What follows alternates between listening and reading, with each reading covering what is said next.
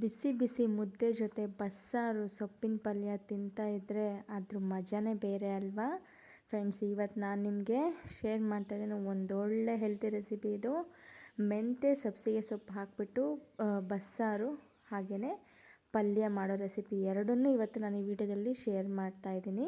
ಸ್ವಲ್ಪ ವಿಡಿಯೋ ಲೆಂಥಿ ಇರ್ಬೋದು, ಬಟ್ ಆರೋಗ್ಯಕ್ಕೆ ಒಂದು ಒಳ್ಳೆ ರೆಸಿಪಿನ ನಾನು ಇವತ್ತು ನಿಮ್ಮ ಜೊತೆ ಶೇರ್ ಮಾಡ್ಕೋತಾ ಇದ್ದೀನಿ. ಬನ್ನಿ ಹಾಗಿದ್ರೆ ವಿಡಿಯೋ ಸ್ಟಾರ್ಟ್ ಮಾಡೋಣ. ಯಾರೆಲ್ಲ ನನ್ನ ಚಾನಲ್ ನೋಡ್ತಾರೋ ದಯವಿಟ್ಟು ಸಬ್ಸ್ಕ್ರೈಬ್ ಮಾಡ್ಕೊಳ್ಳಿ, ಫಾಲೋ ಮಾಡಿ, ಹಾಗೆ ಒಂದು ಲೈಕ್ ಕೂಡ ಮಾಡಿ.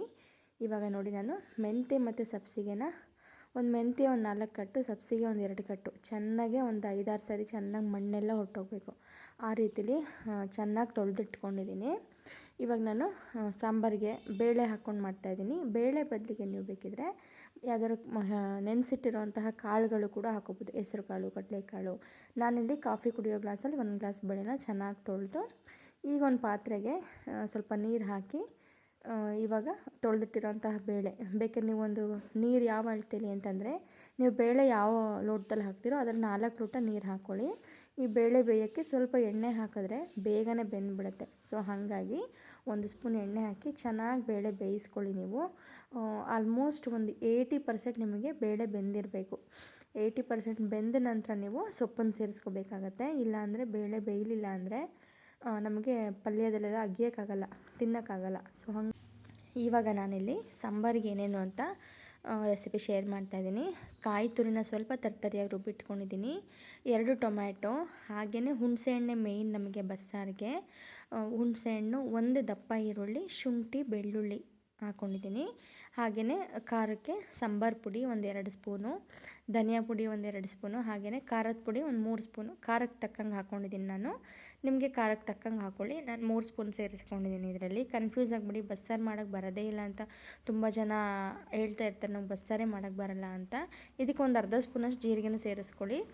ನೈಸಾಗಿ ಮಸಾಲೆ ರುಬ್ಬಿಟ್ಕೊಳ್ಳಿ. ಈಗ ನೋಡಿ, ನಾನು ಸೊಪ್ಪು ತೊಳೆದು ಚೆನ್ನಾಗಿ ನೀಟಾಗಿ ಸಣ್ಣದಾಗೆ ಹೆಚ್ಚಿಟ್ಕೊಂಡಿದ್ದೀನಿ. ಇಲ್ಲಿ ನೋಡಿ, ಬೇಳೆ ಆಲ್ಮೋಸ್ಟ್ ನನಗೆ 80% ಬೆಂದಿದೆ. ಈ ರೀತಿ ನೋಡಿ ಅಗ್ಲವಾಗಿದೆ. ಮುಟ್ಟು ನೋಡ್ಕೊಳ್ಳಿ, ಬೆಂದಂಗೆ ನಿಮಗೆ ಗೊತ್ತಾಗುತ್ತೆ. ಆನಂತರ ಈ ಸೊಪ್ಪನ್ನು ಸೇರಿಸ್ಕೊಳ್ಳಿ.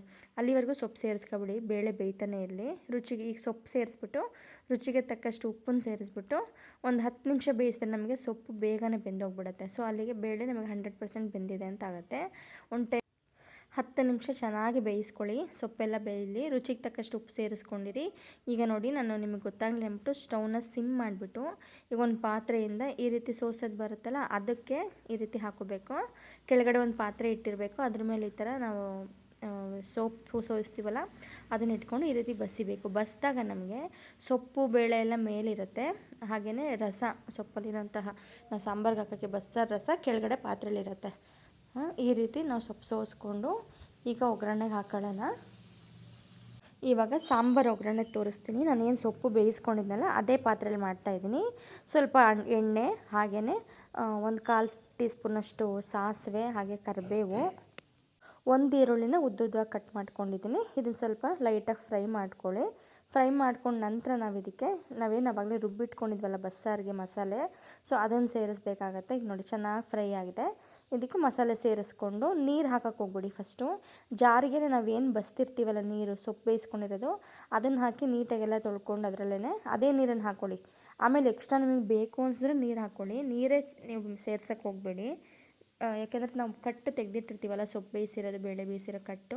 ಸೊ ಆ ನೀರು ಸೇರಿಸೋದ್ರಿಂದ ನಾವು ಸಾಂಬಾರು ತುಂಬ ತೆಳ್ಳಗಾಗ್ಬಿಡುತ್ತೆ. ಸೊ ಹಾಗಾಗಿ ಈಗ ನೋಡಿ, ಪಲ್ಯಕ್ಕೆ ಈ ಕಡೆ ಈಗ ಸಾಂಬಾರು ಕುದೀತಾ ಇರಲಿ ಅಂದ್ಬಿಟ್ಟು ನಾನು ನಿಮಗೆ ಪಲ್ಯದ್ದು ತೋರಿಸ್ತಾ ಇದ್ದೀನಿ. ಪಲ್ಯಕ್ಕೆ ಇವಾಗ ನಾರ್ಮಲ್ ಮಾಮೂಲಿ ಹಸಿಮೆಣಸಿನ್ಕಾಯಿ, ಈರುಳ್ಳಿ, ಕರಿಬೇವು, ಎಣ್ಣೆ ಹಾಕಿ ಇದನ್ನಿಷ್ಟನ್ನು ಚೆನ್ನಾಗಿ ಫ್ರೈ ಮಾಡ್ಕೊಳ್ಳಿ. ಈ ಫ್ರೈ ಮಾಡ್ಕೊಂಡಿದ್ದಕ್ಕೆ ನಾವೇನು ಬೇಯಿಸಿಟ್ಕೊಂಡಿರ್ತೀವಲ್ಲ ಸೊಪ್ಪನ್ನು ಅದನ್ನು ಹಾಕಿ ಒಂದು ಸ್ವಲ್ಪ ರುಚಿಗೆ ತಕ್ಕಷ್ಟು ಕಾಯಿನ ಹಾಕಿಬಿಟ್ರೆ ನಮಗೆ ಮುಗ್ದೋಯ್ತು. ಕಾಯಿ ನಮಗೆ ಮೇಯ್ನು.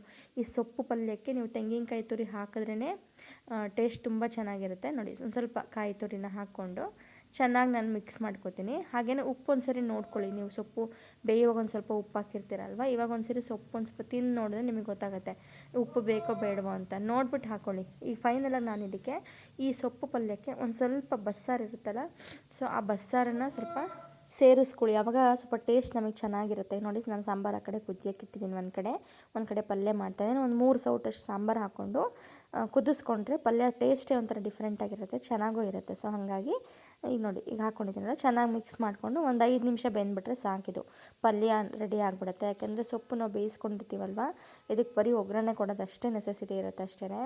ಈಗ ನೋಡಿ ಒಂದು ಕಡೆ ಪಲ್ಯನೂ ರೆಡಿ ಆಯಿತು, ಈ ಕಡೆ ಸಾಂಬಾರು ರೆಡಿ ಆಯಿತು.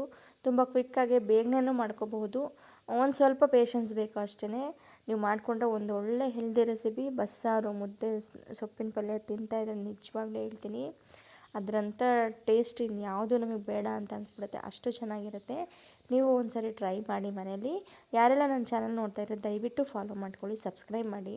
ನೀವು ಸಬ್ಸ್ಕ್ರೈಬ್ ಮಾಡಿಕೊಂಡ್ರೆ ಮಾತ್ರ ನಾನು ಹಾಕುವಂಥ ವೀಡಿಯೋಸ್ಗಳು ನಿಮಗೆ ಬೇಗನೆ ರೀಚ್ ಆಗುತ್ತೆ, ಇಲ್ಲಾಂದರೆ ರೀಚೇ ಆಗೋಲ್ಲ. ಸೊ ಹಾಗಾಗಿ ದಯವಿಟ್ಟು ಸಬ್ಸ್ಕ್ರೈಬ್ ಮಾಡ್ಕೊಂಡು ನೋಡಿ. Thank you.